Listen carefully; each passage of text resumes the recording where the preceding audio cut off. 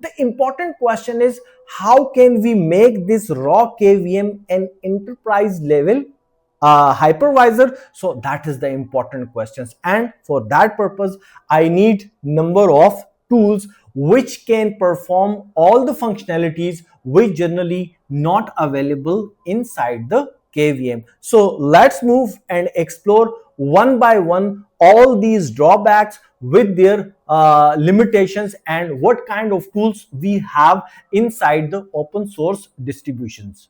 So now we summarize that the raw KVM is a very beneficial kind of virtualization platform but have its own limitations, and we also list down all these limitations. Now the question is how we can make this raw KVM an enterprise level hypervisor. So for that purpose we need the components. So the first problem was that with the help of this KVM, or you can say the raw KVM, can we create the virtual machines, we can delete the virtual machines, and we can perform all kinds of functions regarding the virtual machine deployment, which also include customization of network, storage, memory, and all other aspects. So for that purpose we need an additional component, we need an additional application. So that component is known as libvirt. Well, when we add the libvirt, so we can get all the functionalities which we generally require to handle all the functionalities regarding the virtual machines. We can start, stop, restart, snapshots, customization, and all the functionalities which we generally require for any kind of enterprise level hypervisor. So all these functionalities will be provided by libvirt. So at level 1 we are going to integrate this libvirt component with the raw KVM. So the missing functionality will be automatically added with this enterprise level hypervisor. Now let's move with the next component which is required to make this raw, or you can say a low level hypervisor to become a enterprise level hypervisor. So the next component is QEMU. QEMU.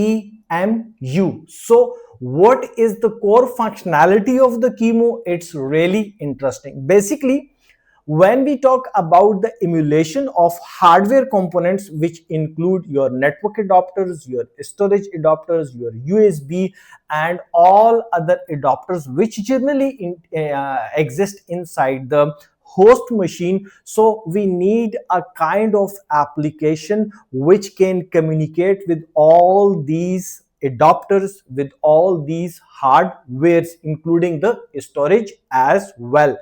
So basically raw KVM is not capable to directly communicate with all these kinds of components. So for that purpose we are going to add QEMU inside the KVM. When this component is added with the KVM, so now KVM is capable to talk with all kinds of hardware components which generally exist in any host machines. It might be on the platform of Dell, HP, Lenovo, IBM, or any other hardware vendor. So the two major problems right now we solved when we add two major components with this low level hypervisor. So let's move with the third one. Now the third important problem is about the management of hypervisor and the virtual machines as well, which generally cover inside the VM lifecycle and the hypervisor host management. So for that purpose we have two options. The first one is command line interface, where we need a kind of tool which contain lots of commands, and on the behalf of those commands we can perform all these kinds of functionalities. And the second and more user friendly option is the GUI, which we can say that the graphical user interface, where user have a one single window for the purpose of all kinds of implementation, management, monitoring, diagnosis, troubleshooting, that kind of stuff. So now we have two major applications. The first one is Word Manager and the second one is Virsh, VIRSH. So these two applications now going to be integrated with the raw KVM. So with the help of these two applications, the raw KVM will be capable of doing all kinds of management and administrative functionalities regarding the host machine and the virtual machines as well. So we cover three major components. Now we need to move forward and see what kind of other tools available to make this raw KVM a kind of enterprise level hypervisor. Now the important thing is when we talk about any kind of enterprise level data center, so we need a kind of hypervisor which have all kinds of functionalities which can easily handle all kinds of enterprise level requirements.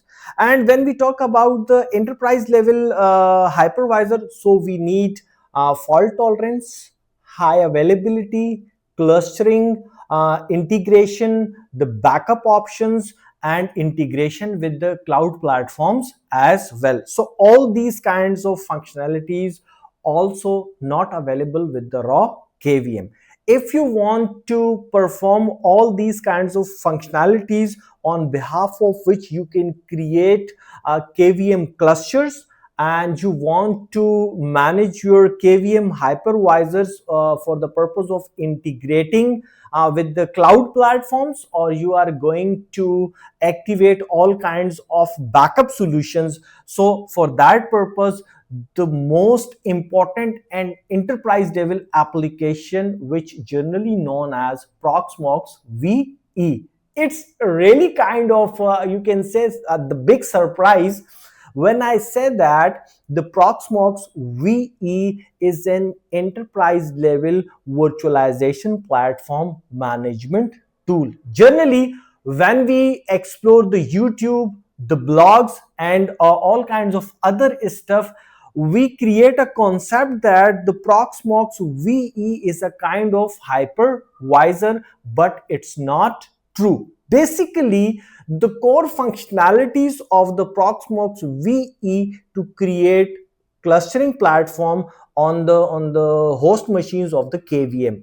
Also enable the high availability, fault tolerance, load balancing, provide advanced level management of the storage media, and all kinds of functionalities related with the backups and integration with the cloud platform. So these all core functionalities integrated inside this Proxmox VE. So now it's our responsibility to integrate our raw KVM with this enterprise level management application. Now when this last application added to the raw KVM, so now with the help of all these tools, with the help of all these applications, or you can say in more simple words, with the compound effect of all these applications, now this low level hypervisor will become